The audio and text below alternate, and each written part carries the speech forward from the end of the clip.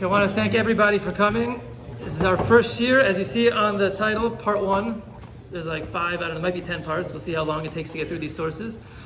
But this year is something that took over 3 years to put together, this series of shiurim. And it's really been alive every single year since then. I go through many, many different Torahs, and whenever I find something that fits into this topic, I add it to the sheet. This is only a small piece of it. It's probably 12 pages long in the full version. So we're going to break them up into individual topics, but you'll see that the overarching theme is the same. Just before we begin, I just want to thank all of our sponsors, Dani and Miri Adler, Ilu Nishmas, Dani's father, Yeshua ben Mordechai Tzvi, whose yurtzeit is tonight. Also, Eli Shmalo, this is chus for all of Klal Yisrael. Thank you, Mr. Shmalo.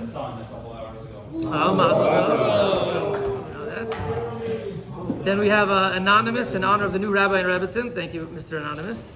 And lastly, this shir should be for Refuah Shalema from Michal Yaakov ben Sarah. Awesome. So the topic of this year, which is removing the mask, is going to cover a broad series of ideas within Judaism that are very, very fundamental. And that without understanding them, get some seats, guys. Without understanding them, you'll have a very hard time serving Hashem. Tonight is really just a more of a fascinating one that's going to kind of expand your horizons and open up your mind a little bit, and then we're going to move it on to more practical ideas. But the basic theme that we're discussing is that this world is really the last rung on a long chain of many different worlds.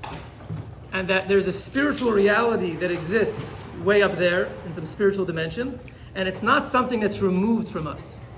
Rather, we're literally part of a chain. And when we shake the rope down here, it shakes things up there. And so too, when things move up there, it moves things down here. Welcome, guys. Okay. So before we get into the questions, I just want to get to the intro. There is a very interesting sefer that I highly recommend everybody learn called the Maimer HaVikuach. It was written by the Ramchal.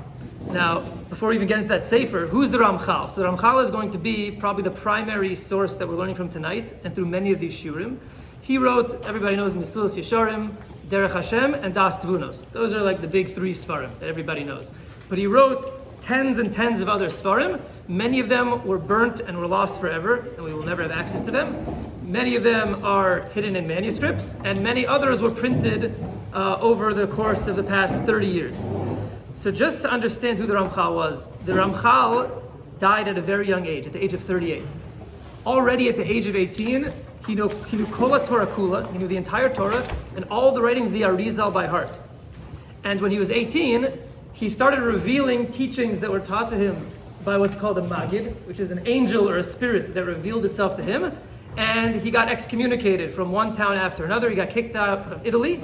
He went to Amsterdam. Eventually in Amsterdam, Rabbi Yaakov Emden had a polemic against him, and he was also excommunicated until he finally landed in Tveria, and he died there from a plague 3 years after he got there. What year was it? This is in about 1746 is the year that he died. So he was born about 1706, 1713. They don't really know exactly when he was born, but he died in 1746. So the Ramchal is a fascinating individual. He was a poet. He wrote plays. He was an artist. He was clean shaven, which is very, very rare for a Kabbalist. And as I mentioned, already at a very, very young age, he was teaching Kabbalah in public. So just to read you one letter that he wrote, I think this just gives you an idea of who he was. But this is a letter that the Ramchal wrote when he was about 18, and he wrote it to his Rebbe to explain to him what he was experiencing at this very young age, and he was asking his Rebbe for guidance. This is what he writes. So I want to tell you the Maisa Bekitzer. It was Rosh Chodesh Sivan, and I was making certain yichudim. I was davening certain tefillas that were connecting different names of Hashem and meditating on them. Nirdamti ubeikitzi shemati kol omer, and I fell asleep. He fell asleep on the table, and he heard a voice that started saying, "Legala nechitna razin tmirin de malka kadisha." I want to reveal to you the hidden secrets of the Holy King. U'ma'ata mati marid, and he suddenly woke up in a daze. V'achar nitchazakti, and he strengthened himself. V'akolo pasak, and the voice kept going. Even when he was awake, he thought it was a dream, and he kept hearing this voice. V'amar sod ma'ashamar, and it said a certain secret. Beyom ha'beis b'shoahi, so at the same time the next day, hishtadalti lios lavadi b'cheder, I wanted to be alone in the room, the same room. And this voice revealed itself again and taught me another secret. Until the next day it was revealed to me that he was a teacher sent from heaven. And he taught him different names of Hashem that he should be mechaven and have deep kavanas about. And then he would come. So he taught him the secret password, and then this Magid would come and teach him secrets of Torah. And I never saw him. I heard his voice coming out of my throat. His mouth would be open, and his voice would be speaking through his own mouth. And eventually it gave me permission to ask questions. And after 3 months, it gave me these certain tikkunim, certain tefillas to say. And then Eliyahu and Navi would reveal himself to me if I said these different combinations of Hashem's names. And he commanded me to write a sefer on Koheles, which we have, his Perush on Koheles. He would tell me, this spirit would tell me the secret of the psukim, every single one. And then Eliyahu and Navi came. He told me secrets. And then he told me that this angel named Metatron would reveal himself to me and teach me deeper secrets. And when he came, I knew it was him. Because Eliyahu told me that he was coming. And then different angels would reveal themselves. And different souls would reveal themselves to me. I didn't know who they were. And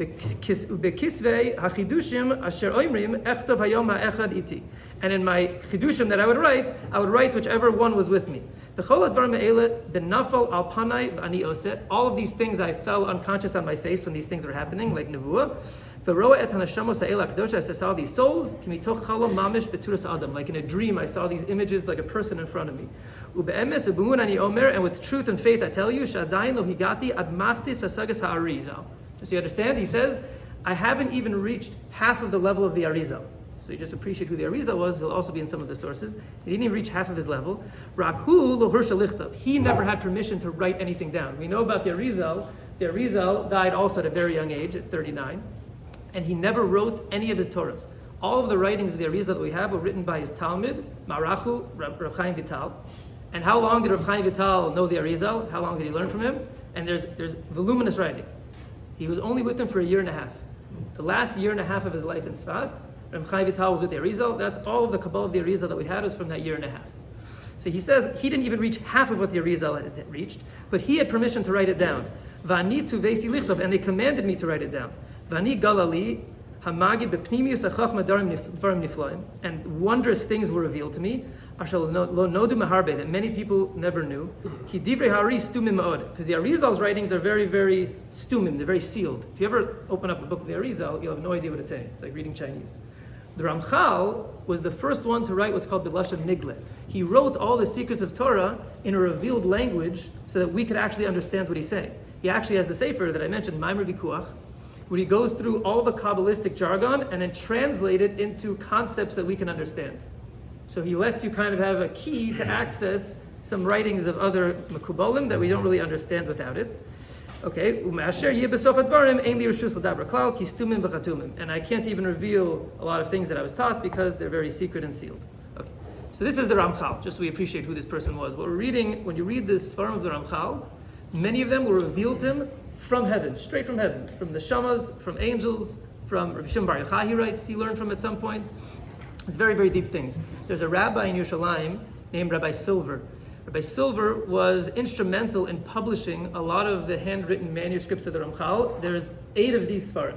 That's what we have now. And they were all published in the past 50 years. So he was instrumental in publishing these. He told one of the Rebbeim that I used to learn with, Rav Yosef Kamenetsky, Rav Yaakov Kamenetsky's grandson. I used to have a Thursday night Chabura with him in the Ramchal in Yerushalayim. And he told me that this Rabbi Silver told him that when he would go through the handwritten manuscripts of the Ramchal, so the Sefer Mesilas Yesharim had many, many edits, and it was crossed out, it had arrows, it had a lot of changes that he made when he edited it over and over again. And he said that Sfarim, manuscripts that he wrote at the beginning, that this was revealed to me on this date by this spirit, they were all written without any correction, like 20 pages straight, like smooth writing, just as if he was just writing what was being taught to him. So he said he literally saw this in different manuscripts, this difference. So when you learn the Ramchal, these things are straight min hashamayim. They're very, very deep teachings, but he explains them beautifully. So that's where we'll begin tonight, in the Ramchal, in the intro. After that, we'll go to the questions to see what we're actually going to be learning tonight. But just to get the intro of the overall concept. In his Maimer HaVikuach, which is the sefer that I mentioned, it's a small sefer. It's a sefer where he translates Kabbalah into concepts that we can understand. So he writes it as a conversation between two individuals, the Choker and the Makubal. The Choker is the researcher. It's like a regular Litvish Talmud Chacham, like someone learned yeshiva his whole life. He knows a lot of Torah, but he never learned Kabbalah. And the Makubal is this individual who knows all of Kabbalah. And it's a conversation back and forth with a choker saying, why do I need to learn Kabbalah? I just learn Gemara and Mishnah all day. I don't need Kabbalah. I'll learn Halacha. What do I need Kabbalah for? And the entire conversation is the Makubal explaining to him from sources in the Torah why every Jew needs to learn Pnimius. It doesn't have to be straight Kabbalah, but deeper concepts in Torah. So over here, he's giving his third answer of why you need to learn it, and that's in this source, the first source on our sheet. And he says, Ushlishis. So he says, why do you need to know these deeper sources? Why can't you just be satisfied with the Pasha Pshat? Ha'avoda asher anachnu ovdim l'kadosh baruch hu. If you want to serve Hashem and do mitzvahs properly, you need this Torah. It's impossible to serve Hashem properly without this Torah. Look what he says. Emes hadavar. It's true. Nirtzeh shelo levakesh tamal mitzvahs. You shouldn't ask reasons for mitzvahs and make it that I'm only going to do it if I understand the reason. That's obviously false. We have to do mitzvahs with our eyes closed, because Hashem said that's why we do mitzvahs. But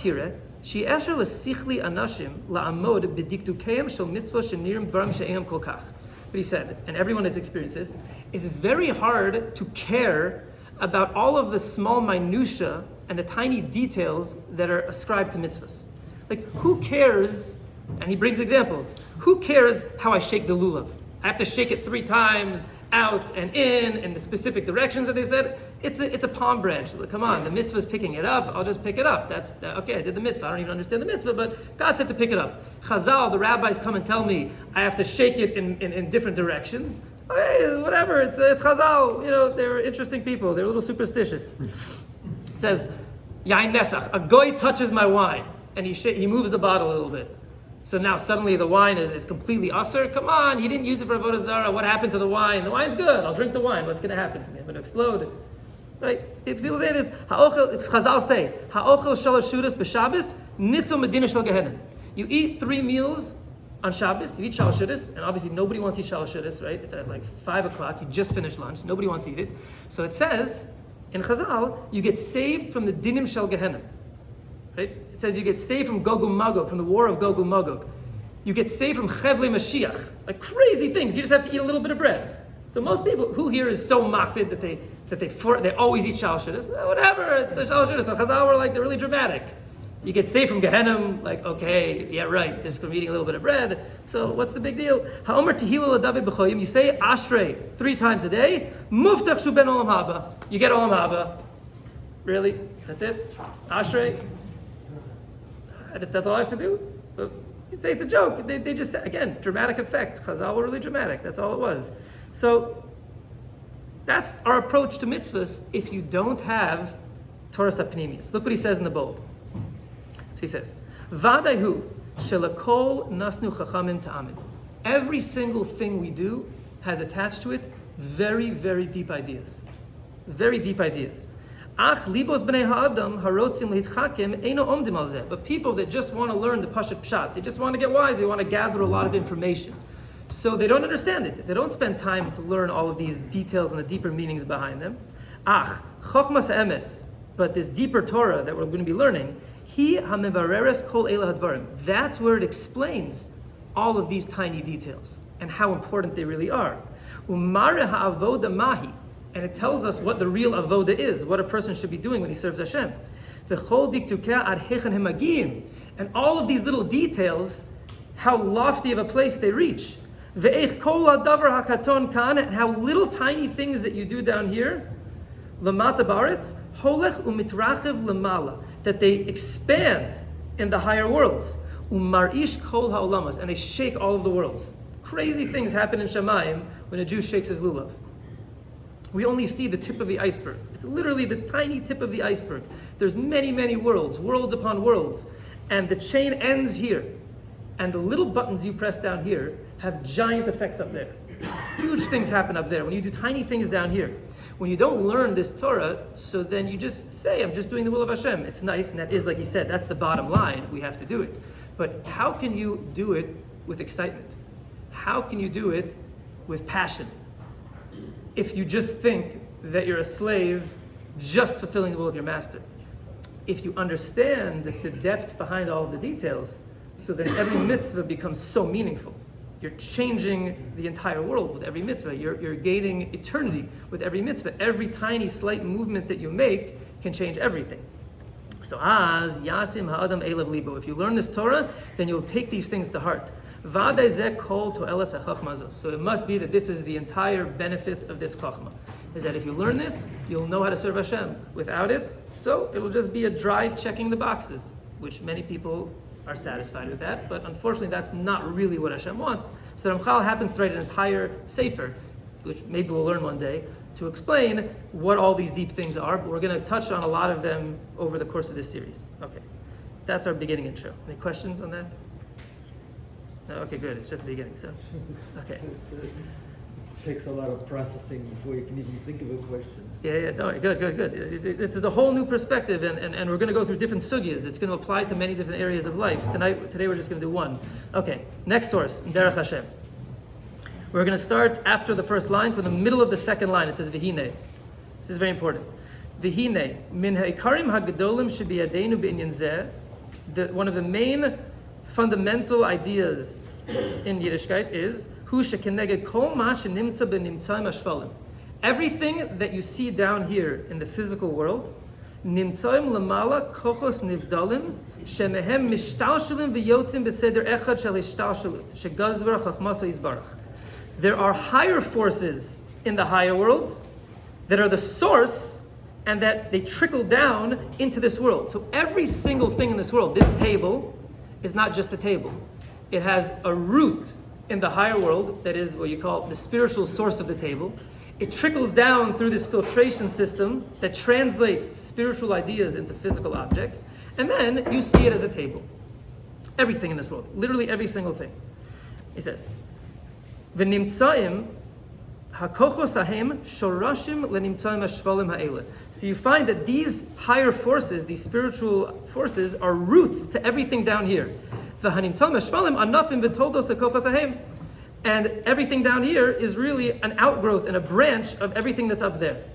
And they're tied one to another like the rungs in a chain. They're all rungs in a chain that are connected to one another until you get all the way up to the higher world. Okay, another rule that we have. Everything that happens down here, not just the objects themselves, but the events that take place, the processes that unfold, everything. Hufkedu pekidim min hasug hamalachi. There are angels that are in charge of everything. Shezacharnu lamala umasam lakayim etzemahu, and those angels or those forces keep that physical thing existing. O hamikrahu, or that process, they keep it going. Shebenimtzos hashvalos kfimahu lechadesh masharoy leischadesh b'shvalim kfi agzer leon, and they make everything happen in this world according to what Hashem wants. Okay. So again, we see that this world is, again, the very end of a chain, and there are angels, there are different beings that God put in charge of everything in this world. There's armies and armies, myriads of angels in the higher worlds that are making everything happen down here. It's not just that plants aren't just growing, right? It says in the Gemara that there's a malach over every blade of grass, and it hits it and it says gadel. It hits it and it says grow. Every single blade of grass has a malach over it. What? That's crazy. There's every grain of sand. You say, that's crazy, that's silly. It's not, because don't think in a limited mindset. God is infinite. It doesn't make a difference if he makes 100 or if he makes a gazillion. There's literally no difference between 100 and a number you can't even say, right? So Hashem has made this world that looks like it's just a simple machine. It's very intricate, very, very intricate. And it has so many different levels and different points that move all the way up to the Kisei HaKavod that you can't imagine what happens when you press a button down here. There's literally billions of angels that are moving and acting and doing things. Every time you daven down here, the angels can't say Shira until the Jewish people say Shira. So you have billions and billions of angels that are singing Shira. Rabbi Nachman says that every single angel, he says in Sichos Haran, every angel has 1,000 tongues, and every tongue has 1,000 voices. He says, can you imagine the music that you're hearing?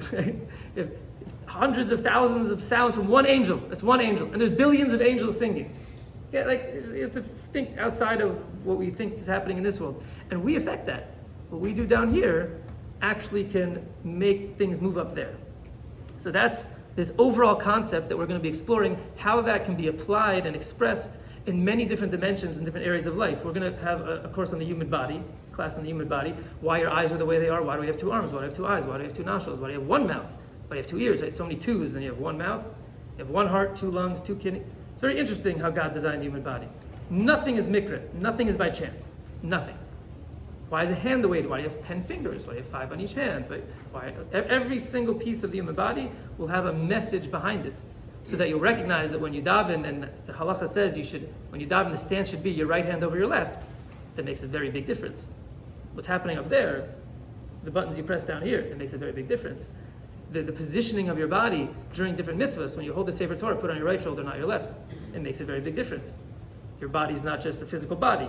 It's the end of a chain that goes all the way up. That'll be a separate shir. But tonight, we're going to discuss a very, very fascinating topic that I think everyone will really enjoy. And that is the pnimius of geography, and maybe even topography and climate. You look at the world, and again, superficial, 2-dimensional view, there's hot places, there's cold places, there's mountains, there's valleys, there's Asia, there's Europe, right? There's beaches, there's tundras. Whatever, the world has a lot of different places because there's an equator and there's different parts of it. Okay, so you explain it scientifically, it makes sense. So what we learned tonight is that that's never the case. There's always much deeper things happening. The region is going to be defined by the angels that are memuna over it, that are in charge of it. The spiritual source of every place is going to reflect itself in the way that it looks.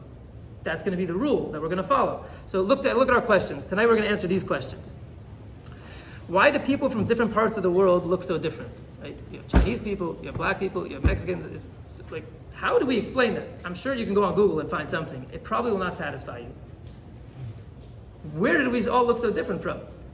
And if you've looked at Jews that come from different regions, either they're all intermarrying or some very strange phenomenon is happening because we start to look like the people we live amongst. Isn't that weird? That Sefaradim look one way and Ashkenazim look another, and Syrian Jews look different than Moroccan Jews, and Jews that were part of the 10 tribes that we find in different countries happen to look like those countries. They say, they're fakers. The Ethiopians, of course, they just look like Ethiopians. Or maybe when you live somewhere for long enough, you start looking a little different. That's an interesting idea. So we'll see. Maybe there's a source to that. Okay, next one. What determines a nation's culture and temperament? The pnimius of anthropology. Okay, so we know there's anthropology, you study different cultures. The rules we're learning tonight is that has a very deep source in it. Why does the music of the Indians sound very different from the music of the Germans? Is it just because they have different ears and they like to hear different things? Why is it that that one culture can think something's beautiful and the other can think it's disgusting? Is it random? Is it just nature and nurture? What is it? What explains it? So we'll try to explain that. Then we'll plug it into Yiddishkeit. Why are Ashkenazim and Sefaradim so different? For the Sefaradim in the room, we'll find out why you guys are the way you are. So brash and brazen. Right? And why Ashkenazim are so dry and lame. Just kidding. Filter fish versus spicy foods. Like, why do they love spicy and we can't handle it? Right? You take Moroccan fish and gefilte fish, and you see like there's something different going. These can't be the same religion. So what's the explanation behind that? Okay, does geography affect the person's avodas Hashem? If you study different Sfarim, you'll see reflected in the Torah that the Hasidei Ashkenaz were very superstitious. They had amulets, and they were very, very much in a closed community. They were extremely into Kabbalah. And at the same time, in Sfarad, in Spain, they were learning philosophy like crazy, and they were intermingling with the Goyim, sometimes in a good way, sometimes in a bad way, but they were very different. What affected that? Was it just because one culture was more open and accepting and one wasn't? Well, sometimes that changed, and the people didn't necessarily change, or the Torah that was being produced didn't change. So we'll have to understand that. And final question, Why do the Jews have to experience exile in so many different countries and regions? So you notice that Hashem is just dragging us through the entire world. You look at a map and you didn't have been everywhere. So is there a reason for that? Chazal already give different reasons for that, but maybe there's a reason why we have to stay in that country and maybe accomplish something there as the Jewish people. And when we do that, we maybe reveal an aspect of the Jewish people's neshama, and then we move on. So we'll see that concept. Okay. Questions? Or you just want to find out the answers? It's interesting that in the Perek Chelek, the Sanhedrin, it says, "Elu she'en l'chiluk le'olam haba," etc. They have no chiluk in olam haba, and yet he's saying the Ramchal says, so if you say Ashrei 3 times a day, you automatically have a chiluk in olam haba. So which is how can That's a very good question. How do you can evidently lose it, but I guess resolve that conflict? maybe that's for another time. But I think you can earn it, but you can evidently lose it. That'll get it for you, but you can lose it. You can lose it. If you learn the Perek there, they did something to lose it, all of those individuals, so you can lose it. Okay, so now we're going to get into our first source. This is the primary source. This is not known by many people. I think it's very hard to find because of who's saying it. So his name is Rav Moshe David Vuali. That's how you pronounce that name, by the way, Vuali. Ramad Vuali. Okay, so who's the Ramad Vuali? So he is the primary disciple of the Ramchal. He is the Talmud of the Ramchal. So usually what you're going to find in the Ramad Vuali is going to be very similar to ideas that you find in the Ramchal, but he very much can take them in different directions. So this source is from him, and it's going to be fascinating. A little hakdama so we can understand the vocabulary that he's going to be using. In general, everybody's heard of Chabad, right? Does everyone know what Chabad stands for? Chachma, Bina, Das. Okay. So there's 3 aspects of a human being's intellect, and it really corresponds to the spheres. There's something like Chachma, Bina, Das. So if you translate them, it's maybe wisdom, understanding, and knowledge. I don't know. That's an English translation. It's not going to do us any good. We're going to have to translate what they mean. Okay. So Chachma is the highest form of understanding. It's before the idea is actually fleshed out. It's when the idea exists in its most abstract state. If you've ever you learn Gemara sometimes, and there's a question, and you're looking for the answer. Sometimes you have a flash in your brain that you got the answer before you've actually comprehended it. Before you've actually fleshed out, you're like, whoa, wait, I got it. And you're like, oh, just give me a second. And then you kind of fit in the puzzle pieces. Has anyone ever had that experience? Where you have the answer before you actually have it. So Chachma is this concept that Chabad calls, it's the lightning flash of inspiration. It's the idea before it's been developed and before it's been unfolded. It's almost the idea in its embryonic state, right? It's this koach called ma. Chachma is koach ma, the power of what? What meaning, I can't really define what it is yet, but it's there. I know it's there. So it's the idea in its most abstract state. When you bring that down into Bina is called halomed davar mitoch davar. You can learn one thing from another. You can extrapolate. You can infer. It means the idea starts to become developed. Das is not only do you develop that idea, not only do you understand it to the extent that you can learn one thing from another and make inferences, you've actually internalized it. Das is intimate knowledge. The Adam yada es Chava, right? Adam knew Chava, which is a euphemism for having relations because that's intimate knowledge, when 2 things become one. So if you've internalized wisdom, you've reached a level called Das. So just the mashal is you want to build a house. So you have a flash, like, ooh, I have this beautiful picture of a house. So that flash of like, you want to live in this mansion, that's called Chachma. Bina is, I have to draw the blueprints, right? I have to actually flesh it out and develop all the different pieces. Das is, I built the house. It's now, I have it, I made it. Okay, Chachma, Bina, Das. So Chachma, usually, people that delve into Chachma, the wisdom is much more abstract and it's much more closely related to philosophy. Deeper, high-level ideas. You're not getting into the nitty-gritty. You're trying to understand the klalim, like the big picture. That's Chachma. Tavuna, or Bina, is when you're actually trying to use Gvura, which is a koach of breaking it up and defining and limiting. That's taking that big idea and now defining it and breaking it up into pieces. Okay, so that's going to be Chachma, the big picture thinking, philosophy. Tavuna is breaking things up like Iyun Gemara. It's like Bekiyas and Iyun a little bit. Iyun is breaking it up, trying to understand and define the individual pieces. Okay, so now you have the vocabulary. Now we're going to learn the Torah. Okay, V'hinei da, ki Sfarad hu soda Chachma. So the land of Sfarad, Spain, is the sod of Chachma. That is the secret of Chachma, meaning the higher force that's being mashpia, that's influencing that place is Chachma. That's why the Sefaradim, he's talking about the old Sefaradim of Spain, why they were very involved in philosophy, in Chachma, in books of wisdom, of philosophy, and they were very successful. That Rambam Zal, Shahaya Sfaradi, Hitzliach Me'od, Mikol Ma Shahayu Lefanov Bechachma Satorah, and he understood that big picture very, very well. The Rabbim Kiyotzebo Besifrei Chachma Shel Kama Minim Gam Meumas Ha'olam, and even the Goyim that lived in Spain were unbelievable philosophers. Greece probably would have that same koach, that they were very high-level, deep thinkers. Kitivim beyosem mitzad Chachma, because their nature was that they came from this power called Chachma. V'diburam benachat umetunim b'chol iskeyam. This is not like the modern-day Sefaradim. The Sefaradim, the old ones of Spain, they would talk very quietly, and they were very metunim, they were very patient, and they were very cultured. If you looked at the Sefaradim of old, of Spain, that's what they were, b'chol iskeyam. Kikein teva hayamin, because that is the nature of the right hand, which is chesed, sod hamayim. So again, Chochma is the right, Bina is on the left. The right is always chesed, it's expanding ideas, connecting ideas, like water. Water is always expanding, connecting. Then you have the left side, which is Bina, which is dividing up. It's Gvura, which means din, judgment, and dividing up. And what's its element? Fire. Fire. Because what does fire do? Fire breaks things down. Take a big log, it's one piece. To have a fire, it breaks down into tiny, tiny particles of ashes. Fire is always breaking things down into tiny pieces. Water is always, you're not unifying things. You take a tub and you throw a bunch of things in. The water just brings them all together. They're all now part of one mass. Water is a unified. Put two drops next to each other, right?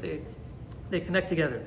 So the Sefaradim come from Chachma, so they're always connecting ideas. They're always big picture thinkers. They're always rooted in water. The pilpul hu saratvuna ein lehen yaveshem. But sorry, the Sefaradim cannot learn Iyun Gemara.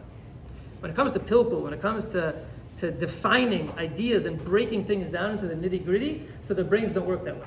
We're talking about the Sefaradim again of old in Spain. Their brains didn't work that way. They couldn't handle it. That Chochmah had to come from a different place. That Torah comes from a different place. If you learn the Sfarim, you'll appreciate it. I'll just give an example. I had a very, very big Talmud Chacham. They used to come to my kollel twice a week, and we used to do Shimush by him. He was a big Rav in Ramat Beit Shemesh. His name was Rav Ephraim Kirschenbaum. He's the Rosh Kollel of Eisha Torah in the old city of Yerushalayim, right by the Kotel. This person was like a gadol. He knew everything, but he didn't just know everything. He knew everything be'iyun, like everything be'iyun. You'd mention something, he goes deep into the sugi. He could talk about it for 2 hours, and he was a big rav, and he was a very, very learned individual. But he was very much in the yeshivas of Ashkenaz. Okay, he did not. He thought Rav Ovadia Yosef was a big tzaddik, but I was always upset that he did not respect his halachic psak whatsoever. It's like shocked. He's a very learned person. Rav Ovadia Yosef knew everything. Rav Ovadia Yosef was the Gadol Ador. He knew, you read his tshuvas, he knew Sfarim that people didn't know existed. He knew them bal peh. He knew them by heart. Rav Ovadia, there's a story, just so you know how he learned. He literally always had a sefer open in front of him. He used to have a library that was huge. The Sfarim were floor to ceiling, and he needed ladders to get up to them because he had so many books in his house. And he once climbed up this ladder, and he would learn the sefer, and he was so engrossed in it that when he finished, he put the book back and just like turned around and started walking, and he fell off the ladder and broke his arm. Literally, Rav Ovadia broke his arm. So engrossed in his learning. He learned every second of every day for his entire life, and he remembered everything. Crazy photographic memory. So this Rav Ephraim Kirschenbaum, he was always talking about how but he's like, that's not a psak. He's just aggregating all the opinions and saying the majority wins. Rav Ovadia does along his tshuvas. It'll be like there's 30 poskim on this side and 50 on this side, and we go with the 50. So he didn't like that because he said, where's the svara? Where's the pilpul? Where's the ideas? Where's the iyun? Right? Where's the lamdus? That's how you have to paskin halacha. And it bothered me because I love Rav Ovadia. And he said Rav Ovadia is a tzaddik. Again, he was never trying, but in the Torah learning, that's how we learned. So after I read this, it put me at ease. Like I finally understood. Rav Ovadia is a Sfardi. He's very big picture thinking. He aggregates hundreds of opinions. He takes all of these Sfarim and he puts them together because he's a unifier.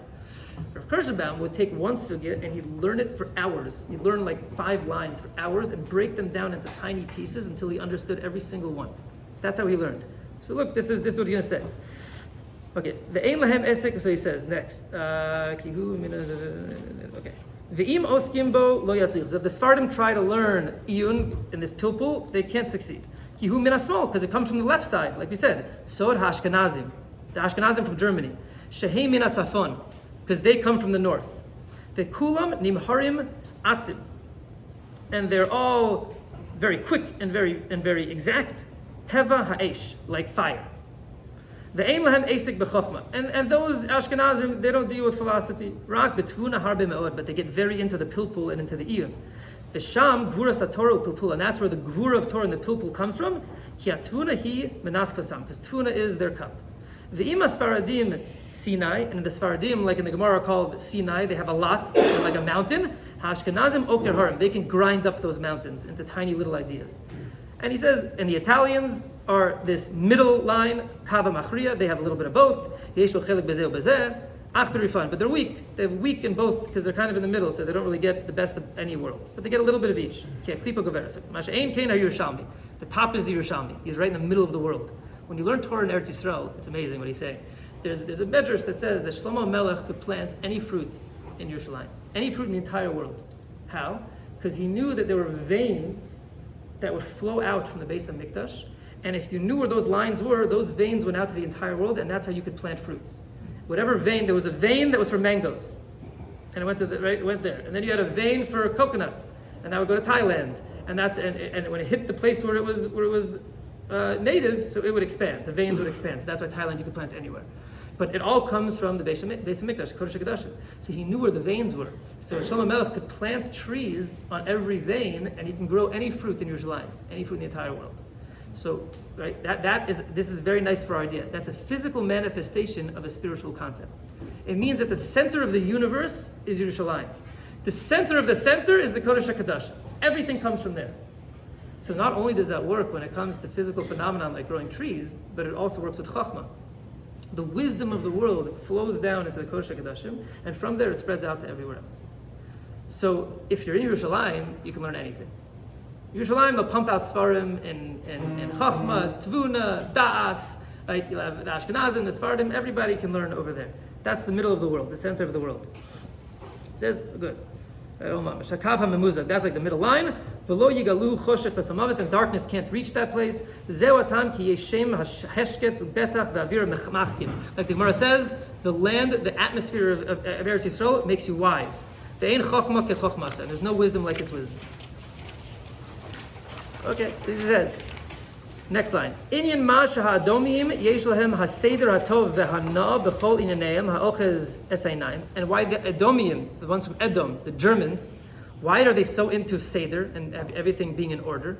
And they love beauty and everything needs to be look proper and look presentable. Humipnei ha'or ha'megula mitzara gvura asher bo achizasam kiyadua, because of the gvura that's in that place.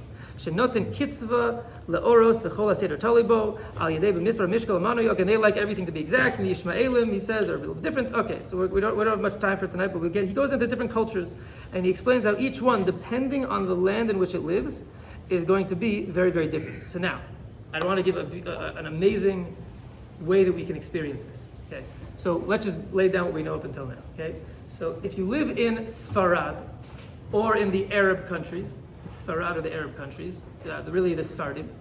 So they are connected to Chachma, which is the right side, we said is the right, which is unifying, high-level abstract thinking, philosophy, and water. Water is the element that is related to that idea, because like we said, water is a unifier, it's a connector. Okay? If you come from Ashkenaz, from the German countries, from the freezing cold German countries, so then you're involved in Pilpul, you're involved in Iyun Gemara, you learn Iyun, you break things up into its components, you understand them in their individual terms, you define, right? You give borders and boundaries. And what is their midah, their element? Fire. Because fire breaks things apart into tiny pieces. Okay. Now, this is amazing, okay? People in each country, whether they know it or not, are affected by that koach that is influencing that country. It's not because the people are different, it's because the country is located under a certain angel, a certain koach, a certain force, called either gvura or chesed, water or fire, and it's literally pumping down that energy into that geographic location. If you're sitting there, you're affected by it. The way you speak is affected by it, your language, the music you listen to is affected by it. Right? In Germany, very classical music, everything has order. Right? If you live in the more Arab countries, like no order at all. The Sephardi, like go to a Sephardi chazan and listen to Ashkenazi chazan. Like it's a whole different world. There's no order. Everything's all over the place. Right? It's because of the regions that they lived in, because the spiritual energy that's being pumped into that place is affecting everything about them. The way they look, their clothing, their art, everything. Okay, so now watch this. So we just said that in Ashkenaz, the midah is fire. So that means that the way they dress should be affected by the midah of fire. Their architecture should be affected by the midah of fire. Their art should be affected by fire. In Sfarad, in the Arabs, so their water. So that means that their architecture should be affected by water.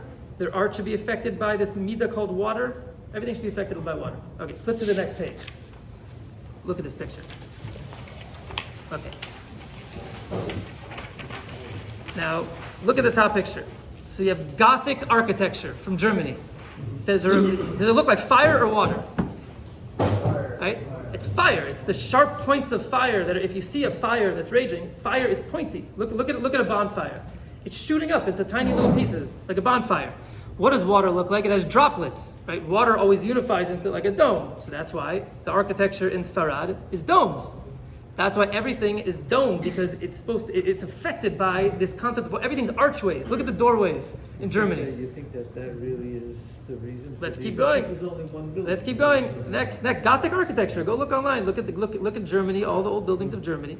Look at the Arab lands. They all have domes. Look at the kings of Ashkenaz. The kings that we're used to. Look at their crowns. Fire or water?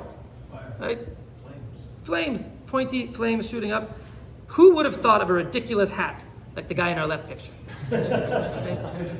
A crown, that's the king, that's a sultan. I think it's so ridiculous, that's very subjective. Okay, good, that's what I'm saying. That's because he's Ashkenaz. That's what I'm saying, because I'm Ashkenaz. He's Ashkenaz. Because I'm Ashkenaz. You like that hat? We'll get you one, Mati. We have to get Mati a hat like this. But you see turbans, right? They were turbans. Turbans are like domed. They're like droplets of water. They're like big drops of water. Right? Just look at the art. This is a little bit more subjective, but you have to see it. But do you feel that the right side would be more of like the sharpness of fire and flames, and the left side has a calming, more smooth of water? The clothing that they wear. Look at the last picture. Look at the German dress. I'm talking about the ones from a thousand years ago. Look at how they dress, and look at the left side. Do you get the feel for the concept that's being conveyed? That one is flowing, unifying clothing. You wear a robe. What's a robe? It's unifying all the parts of the body. It's one long flowing piece of material. Right? Ashkenaz, you have 30 different articles of clothing that they're wearing. Right? Dividing things up into sharp pieces. Right? Everything's divided up. Okay. So I hope these pictures will give a feel for the concept. But this is just Ashkenaz and Sfar, just one idea. But every single country is affected. Go to China and look at the trees. Look at the trees. They feel Asian. There's no joke. Like the bonsai. Look at them. They feel Asian. They're like wide, and the leaves are a different shape. Everything looks Asian for some reason. You know you're in China. If you look at the mountains and the landscape. And then you go to Germany and you see like the sharp mountains, and even the mountain. There's mountains in China, but they look very different. I don't know if you go look at these pictures, look at the topography. It's very, very different. Look at Thailand. Look at the beach. Look at these places. It affects the people. Why are people in Miami so relaxed and people in New York so intense, so unhappy? Why are people in America so stupid? You always come to Miami. That's why they come to Miami. So when they come to Miami, you know what's funny? In the beginning, they're all uptight and crazy New Yorkers, and they're like honking at everybody. But after time, right, they're here for long enough. It takes a while. Maybe second generation. I don't know how long it takes. But they eventually calm down because of the calming effects of the spiritual energy that's in Florida. You go to the West Coast, you become crazy. You become a liberal nut. Whatever happens over there, right? Because don't think that they're all just crazy. It's not their fault completely. Right? There's some koach in California that makes you a liberal nutjob. I don't know.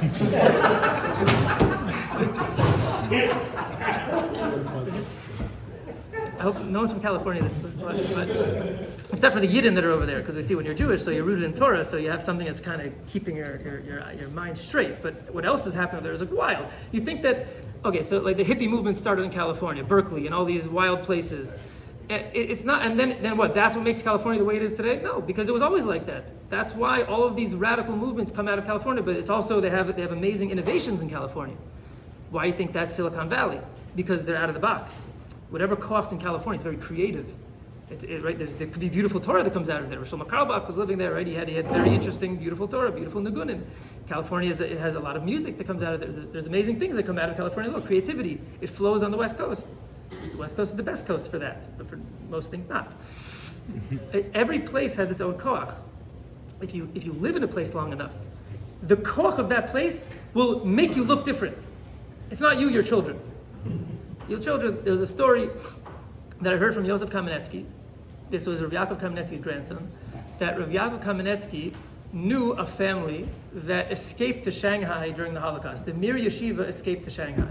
And they learned there for a number of years through the Holocaust. There was a baby that was born in Shanghai that looked Asian. And Rav Yaakov Kamenetsky always had this sick feeling in his stomach that someone was mezaneh, like one of these Mir Yeshiva people, like how could they have an Asian looking baby? Like he was shocked. Until many, many, many years later, there was a question over who was the father of a certain child. And one person looked a certain way, and the fathers looked very different. However, the baby was growing up in one geographic region. The baby ended up looking like one of the fathers, who was from that geographic region, but it was proven that he was really from the other father, who did not look like the baby, but came from a different geographic region. So Rav Yaakov realized that the place that you live can actually affect the way that you look, and he was finally put at ease. He told his grandfather, after that happened, there was a whole case that he was brought in to be the posek, and they discovered that who was the real father, and it was not the father that looked like the child. It was from a father from a different nationality, because the baby was born in that place. He said it must be that the place can affect the way you look. So even the way you look can be affected by the place. So if you live in China long enough, you look Chinese. If you live in Africa long enough, your skin will start getting darker. It's just the way that the spiritual forces in those regions are affecting people. So just to sum it up and to apply it to Avodas Hashem, the best place to be is Israel, right? The Avir is Machkim. If you're in Israel, it's a great place to be. But you have to realize you're going to be affected by the place that you live. If you're in Florida, what's your nisayon? Getting up early, right?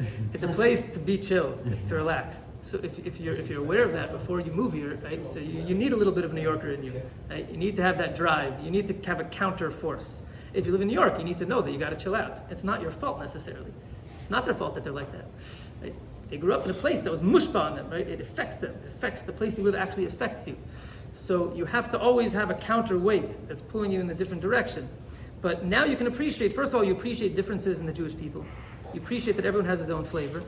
And I'm sorry, but we'll do the last source outside because this is very fascinating. The last one, we'll sum it up. Sorry, we went over time. But the Michtam Eliyahu, I'll say it outside what he says. But he says that why do the Jews need to be sent into every single galus?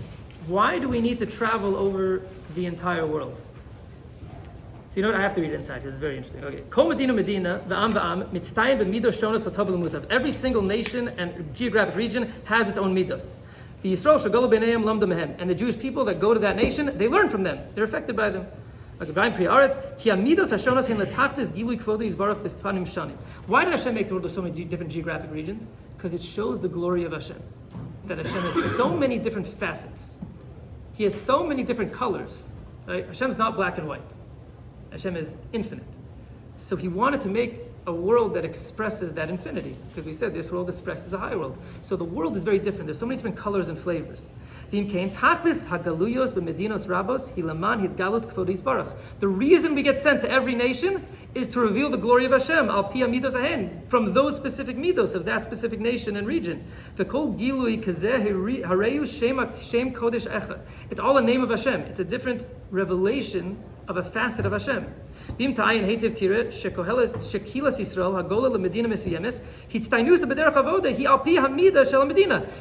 to Galus in a specific place, your actual success in your Torah learning in Avodas Hashem will mimic the nation and the nationality and the characteristics of that place. Like we said, you go to Germany, you can learn Iyun. You become a Yeki. You become very punctual. Right? You serve Hashem with a very big emphasis on Zmanim, which is very important. They develop that aspect of the Jewish people in that place. And then we write Sefaradim there, and that comes with us. And how do you explain the Hasidim? In Ukraine. You have to, Mincha is approximately... because that wasn't in Germany, that was in Ukraine. Right? Maybe you go to Ukraine. Go to Ukraine. It's a very nice place to visit. It's very expensive. It's a very nice place. You see. Okay. V'hainu mashkar Sfarim HaKadoshim sheYisrael golem l'makom hashonim kedei lahotzi et nitzos kedusha shasham. Like the Sfarim HaKadoshim say, you go to each place to Galus to bring out the sparks of kedusha that are hidden there. So God sends you to every place. So you grab all the sparks. Okay. So he says l'mashal sharusim heim chamei regesh. The Russians are very passionate. Ve'ofen avodas Hashem hishtapech sham haya b'chasidus. He said, the Russians are very passionate, so they go there in Chasidus. The passion of serving Hashem is developed in Russia. Halitaim and Lita, Hem Karim Mechushavim. They're very cold and intellectual. So, the open avodas Hashem, Shitpatech ba'artzam haya iyun haTorah, v'limud hamusar. So the cold, calculated Torah was developed there. Ha-Germanim makpidim ma'od al mashmos of Seder. They're very much into Zmanim and Seder and having order. B'sham hitpatech avodas Hashem shel kabdanus b'shmiras mesoras minhagim. They're very, very makpid on minhagim. That's the yekis. Kach shekol gole hishtamsha letzorchei hakadusha. So every galus we went into was really to reveal a different facet of this beautiful diamond called Hashem. Bekelim of midos shel umash shegaru bekirba v'hainu hashpas sarei umos. And that's the different angels that were on top of each nation. They affected the Jews that lived there. So in that place, the Jews revealed a new aspect of Torah. So what we have now is a kaleidoscope of Yiddishkeit, because we're almost at the end, right? We're almost at Mashiach. So we've been everywhere. So it's beautiful when your Sfarim shelf can have a little bit of everything.